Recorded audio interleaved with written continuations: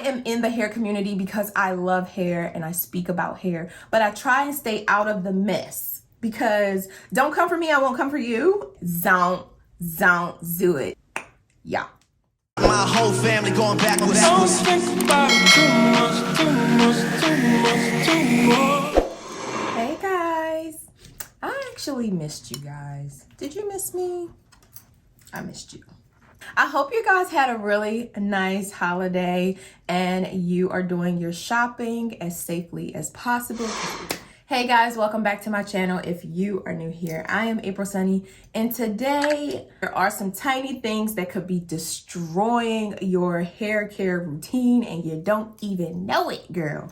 If you like these types of topics, definitely consider subscribing to the channel. Give this video a big thumbs up, share if you care, and let's get started. Number one.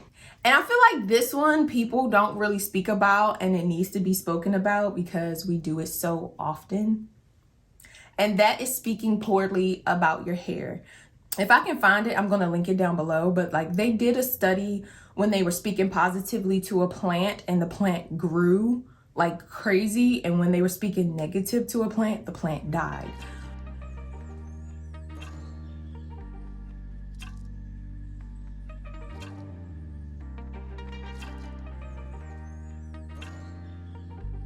As the weeks passed, I started noticing that the one that was being bullied started kind of to droop. While the plant that was being complimented, it was flourishing and beautiful.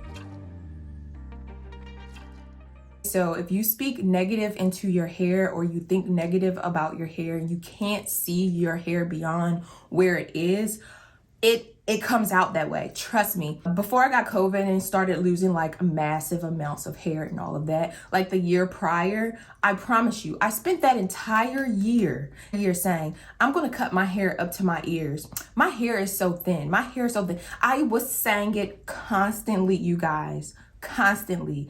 And what happened? I ended up with COVID. My hair was super, super thin. I think I have cut my hair 3 times this year already. Every time it would get down here, I would chop it off again. I never told you guys that I was speaking so poorly into my hair. I never said that to you guys, but off camera to my family, like I was saying it all the time. I was saying those things, and look what happened. I'm not saying I got COVID because of how I was speaking, but I was speaking negative into my hair. And so negative came into my life and disrupted my hair. That's all I'm saying. I literally spoke it into existence. And I know some of you guys may not believe in that, but it is so true. I have lived it, okay? And that's why I'm speaking on it. That's why I'm telling you, don't do it. Whatever you do, don't do it. Speaking life into your hair, like, oh, my hair is so soft, my hair is so shiny, my hair is so beautiful. It will show up. It will eventually show up and you will see your hair is shiny, your hair is long, your hair is thick. Like, you will see these things. I felt like it was important to put that one in there, which brings me into the next thing. I don't think people talk enough about how depression and stress will have your hair falling out of your head. The first thing you're not thinking about when you're stressed out or depressed is your hair. It is the first to go. Trust me, and especially for women, your routine is out the window. You don't know what your hair needs because you can't focus on anything but the problem that you're going through. So when you're going through life stressors and depression hits and you're not able to listen and focus on what your hair needs when your hair needs it and you're on your hair journey, my recommendation is to stick to your staple products that you know are tried and true and work for your hair. Keep a log or diary or routine where it's written down. That way you don't have to think about it. You can just default back to your book and you're like, okay, so today is wash day. I'm using these products. Today is a clarifying day. I'm using this clarifier. You have unnecessary excessive breakage when you are off your routine. Typically, we will be able to rely on memory, like I've done it, but those times are typically when everything in my life is going pretty well and I'm not stressed out and I'm able to listen to my hair. But in the times that you're not able to listen to your hair, it's still important to have written those things out, what you did that worked for your hair, because when you are stressed out or depressed and you just can't remember, you're able to default and your journal will tell you what you need to do when you need to do it. This one is not like a small little thing that could be destroying your hair. Stress and depression is a big thing, but I mention it because the small thing you could be doing is keeping a hair journal and making sure you stick to the tried and true products that work for your hair. So whatever hair you lose from stress is not excessive because you've gotten off of your routine. Does that make sense? I hope so. When you are wearing a long-term protective style, you have to make sure you're taking care of your hair underneath that protective style. Yes, you're going to take care of your extensions as though it is your real hair, but don't forget that you have real hair. So you have to stay on your routine. If your routine is to shampoo your hair every 2 weeks, continue to do that, whether you're in braids, whether you're in a sew-in. But anyway, say you have like braids in your hair and you would normally oil your scalp every other day, continue to oil your scalp every other day. Basically, when you're doing your protective styles, make sure you're taking care of your hair.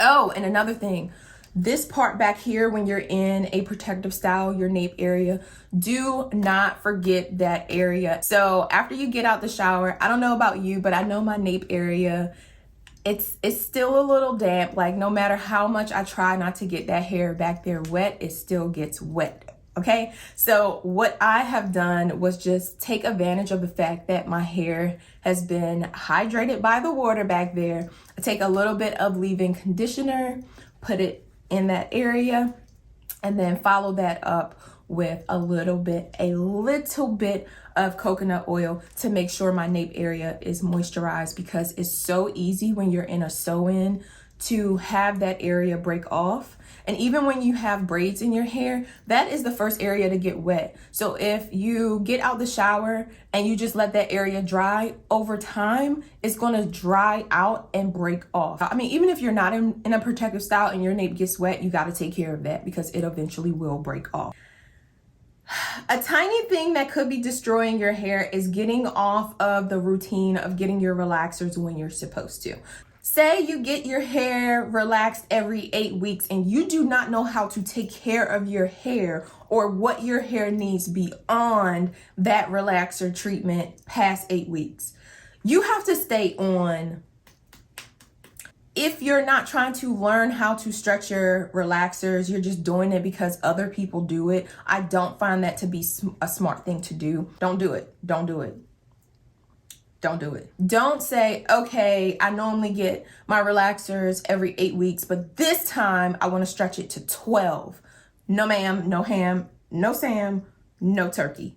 No, don't do that, because you probably don't know how to take care of your hair or listen to your hair's needs, or you're not going to put your hair away in a protective style to get you to that 12-week mark, which is going to create excessive breakage.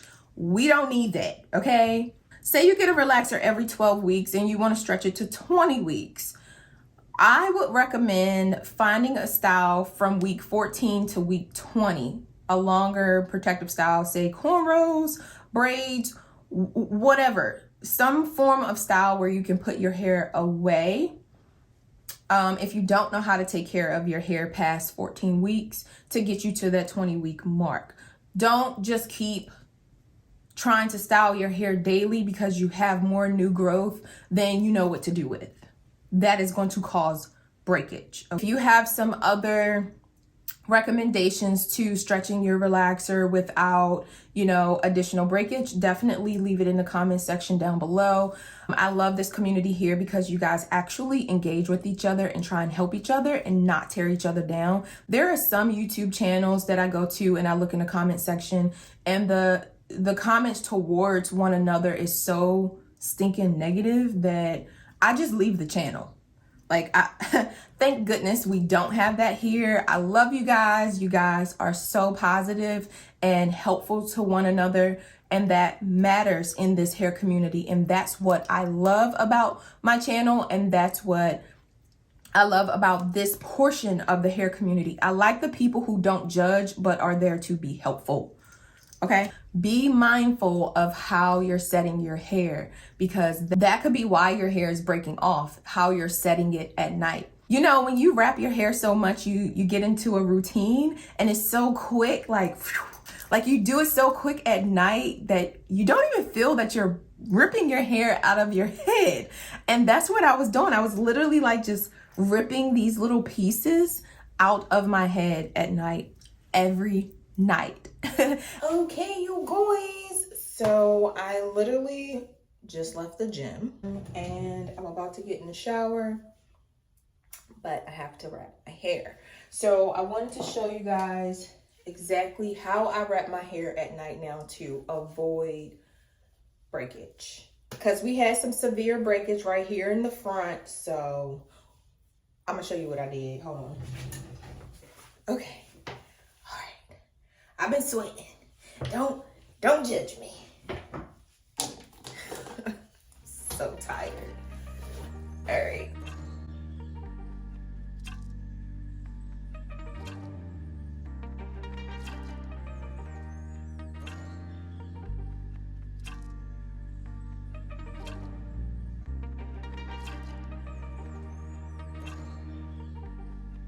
So see where the seam is?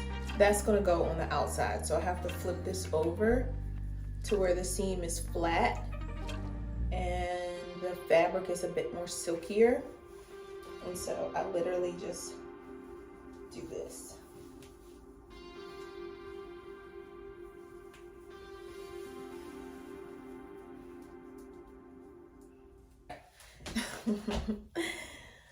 So, because see how this is still hanging out? Now I created a hole in the do-rag and I leave it down this far on purpose so I can pull this without pulling any hair from here. And so I take the bottom of this where there is no hair, I take my thumb and put it right here at the hairline, and as I turn, all of the hair is getting scooped in the do-rag. So watch.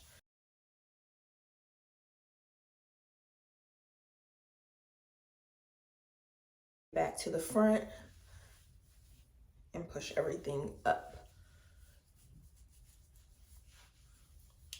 And my little sideburns don't never want to go in, girl. All right, this is how I do it. That way there is no breakage on my edges and all of my hair is put away. And then I just take my bonnet, put my bonnet on. Hopefully that was a good demo, because girl, I'm tired. See y'all in the morning.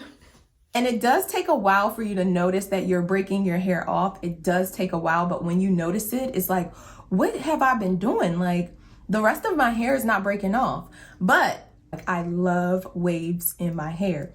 However, using the flexi rods at night, because I move around so much, I'm not like a still sleeper. Like, I don't stay in one spot when I sleep. I'm all over the place.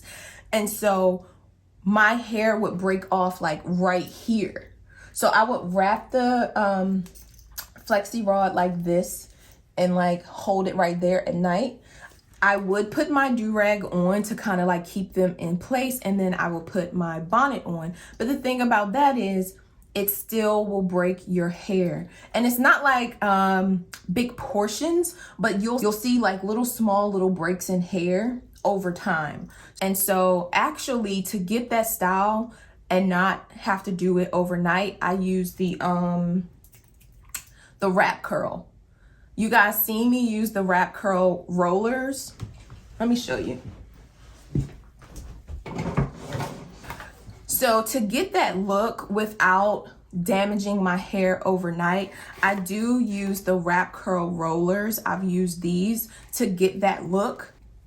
I love these things, okay? And I'll do the same thing. So I will heat these up in the microwave, put 3 on each side per use, let it sit, do my makeup, and when I take it down, you guys, when I tell you I get the same look, it is the same look. And this, because it's heated, lasts a little bit longer, and it's really, really soft. Like, this was the best thing this year. Like, I love these things. I will have the link to these in the description box down below if you haven't gotten one already. I do recommend these. Don't sleep in your flexi rods. If you can get away with not sleeping in your flexi rods, don't do it. And so that's why I've switched to just popping these in the morning and getting the same look, and it's less damaging and hair breakage free. So, all right, you guys, I really hope you've enjoyed this video. This was just a few things that I wanted to share with you. These little tiny little things that could be possibly breaking your hair off or destroying your hair care routine that you may have missed. So comment down below a few of your own. You never know who you could be helping. And until the next time, be loved. And we're not discussing. Done saying, we just friends now. Got me feeling pinned down.